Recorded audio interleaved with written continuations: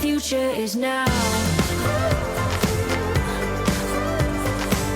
Hi, everyone. Welcome to this new episode of my Next Now podcast. I just came back from traveling. I was in Boston 2 weeks ago and then just recently from Orlando, working with groups and audiences and sharing my message on It's a Human Future, talking about people first, talking about how together we have to automate the mundane so that we can elevate the humane.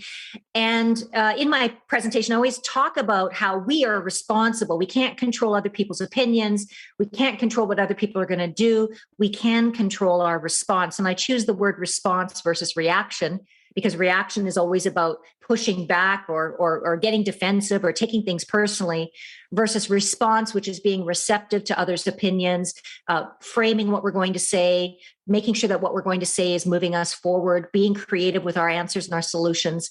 So that was a lot of what I shared in the past 2 weeks with the two different groups. And on this podcast, I kind of want to pick up on a few text questions that were asked from the audience. And one of them was from a Gen Xer, who, by the way, most Gen Xers always feel left out of the generations dialogue. And part of the reason for that is it is demographically the smallest generation by numbers. However, Gen X is, in my opinion, the most active generation when it comes to bridging the gaps among the generations. So just as a quick refresher, and let me say this before we get into the generations piece here, it's not about age. I have had people say to me, I don't like putting people in boxes. I don't want to put them in a box of their age. That is not what this is about. In fact, we're so past that in the post-pandemic reality. It's not about ageism. You can be a Zoomer mindset in a millennial's body. You could be a Zoomer with a millennial's mindset. So it's not about age. It's more about the values and the views of the world that are generally attributed to certain ranges of ages. That's how I like to look at it. And so therefore, all generations are humans and we all want similar things. And it's helpful to have the context of where people might be coming from based on their generational values. So in today's podcast, I want to talk about the workers' market and what that means for each of the generations. So you've heard me talk previously about we're in a workers' market. We're predicted to be there till at least the year 2030. What this means for employers and for leaders is that the rules have changed. Everything's flipped. We're in the upside down now of the workers' reality, which means the workers are holding the cards. And even with organizations like Tesla laying off workers and other organizations, they are being scooped up by other firms, other organizations, other remote work opportunities. So although on the surface you might hear that what I'm saying is contradictory, I will tell you the workers' market is real. And we know that through the research of our clients. We know that through the research of the World Economic Forum, PwC, McKinsey, a lot of other research institutes are confirming that the workers' market is here to stay. Well, why is it here to stay? It's because social change has happened, and it was happening even pre-pandemic. And it was happening, actually, might I say, through the generations pushing up against some of the structures. For example, millennials, Gen Ys, and the Gen Zs or Gen Zs were questioning the structures of the traditional workplace created by the Zoomers. And the questions they were asking pre-pandemic is, can we have flex work? Can we have a 4-day work week? Can we have remote work? And the response that they got at that time, pre-pandemic, was, no, we can't do that. We don't have the infrastructure for that. We need everybody in the office so that we can ensure everybody's working at the same pace and at the same scale. Then, of course, the pandemic happens and the genie's out of the bottle. And we know for a fact that work can be done from anywhere. And I will add a caveat there that there are certain jobs that is not true yet.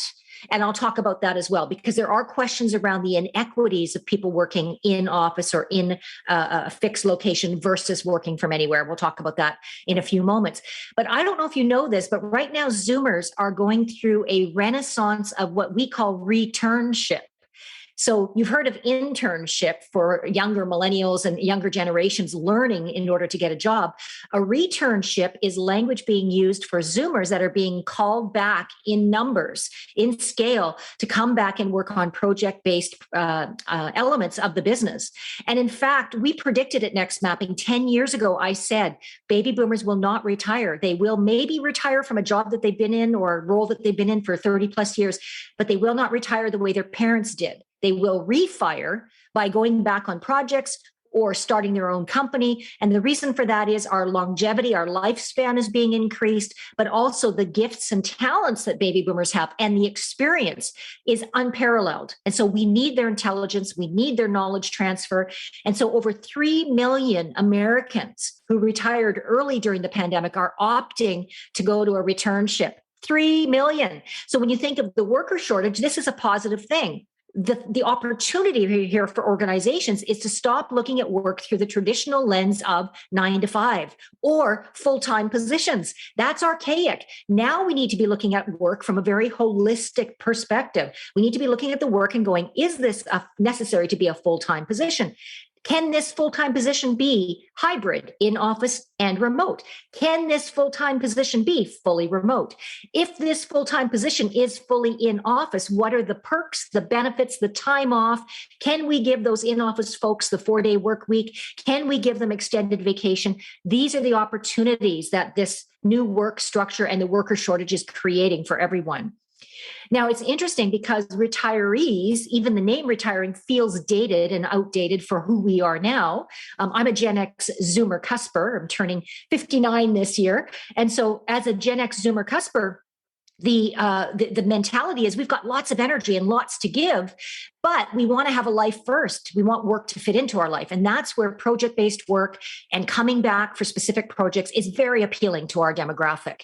Now, let's move on and say that the Gen X is actually positioned really very well at this time for the workers' market. And the reason for that is Gen Xs have been gathering, they've been gathering experience, they've been gathering perspectives, they've been job hopping. Many Gen Xs now are being promoted to the C-suite. So they're becoming the CEOs, the CFOs, the CMOs, the CIOs, or they have been, and they're gathering that intelligence and that expertise. And Gen Xers have been on the remote work, flex work train since the last decade because they were listening to their millennial workers and really hearing this, but they were also looking for it for themselves because Gen X was the first generation, like in the 90s, who was actually working from home. Many of them were part-time or starting that wave of flex work. So Gen Xers right now are at the sweet spot of leading the hybrid workplace reality, of helping to gather and crowdsource from the workers where they want to work, how they want to work, how much they want to work, and what's the type of work that best suits their lifestyle.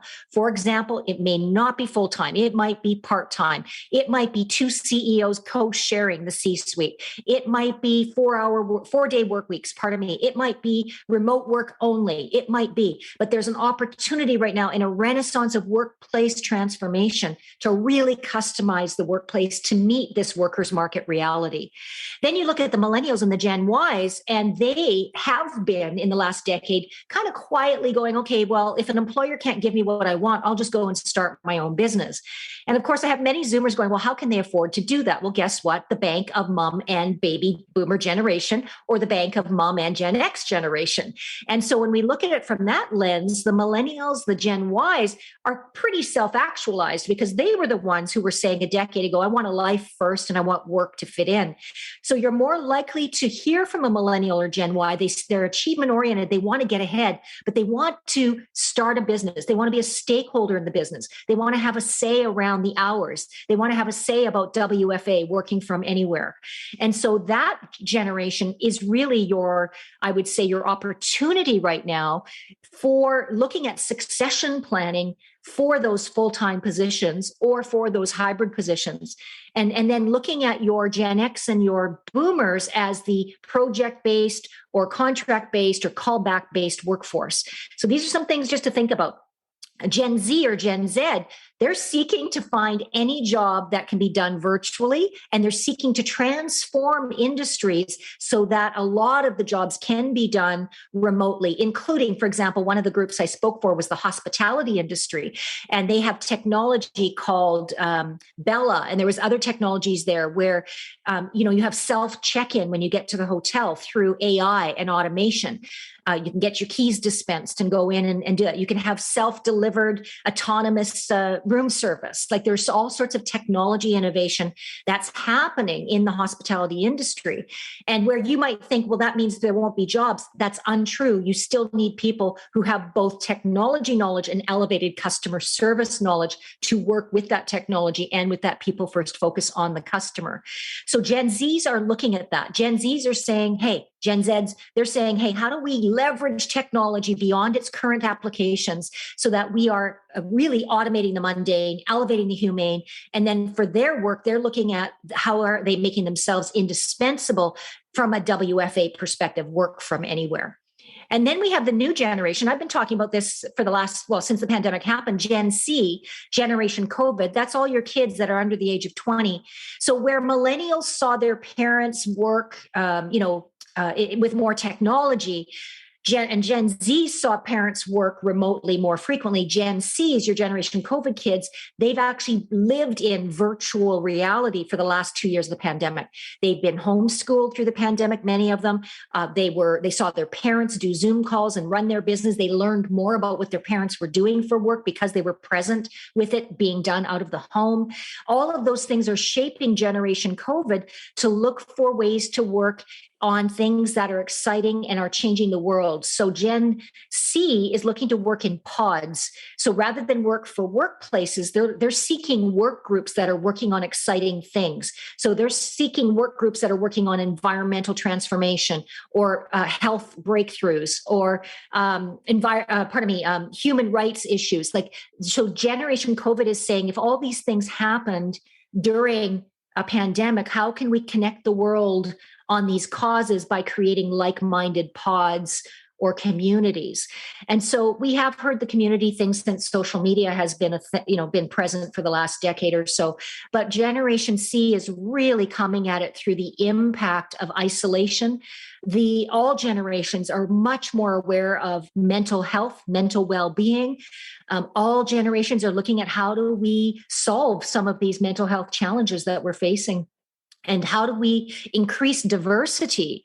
One of the opportunities with the worker shortage is to increase diverse thought around the workers shortage. In other words, have you thought of a retired person for a contract job? Or have you thought of a disabled or other abled person who can work fully remotely based on their setup in their home office?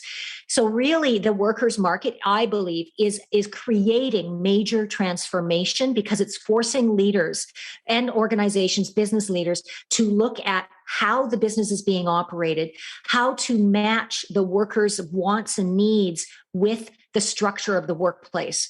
And my prediction now, you hear it here from me in 2022, is that by 2027, we are going to have a very different workplace structure where people are going to be aligned with cultures that see them as a whole human, who is willing to support that worker as a human being. We're seeing that now with a lot of the controversial issues that are going on. Companies like Google and Meta, they're offering support to their employees that goes beyond the norm because they want to come at it from that human support perspective. So by 2027, we're going to see organizations with a very different org structure. There's going to be contract work, freelance work. There's going to be pods of opportunity. There's going to be co-sharing of C-suite jobs so people can have a life. The 4-day work week will be ubiquitous by 2027. We're going to see more people collaborating to innovate work so that it's more purpose-driven, has more meaning, and collectively we're all benefiting rather than a fortunate few. I don't know about you, but it's pretty exciting. And as you know, on the way to transformation, we are in the transition zone, which can feel yucky. We can feel stuck. We can get stuck in a perspective. We can get stuck in a structure. Opportunity right now is to lead change rather than react to the changes, to see the workers' market not as an affront against us as leaders and making our job more challenging, rather to see it as an opportunity for us to leverage our creative solutions. Hope you got lots out of this podcast episode. Thank you so much for joining me, and we'll see you at the next one. Take care.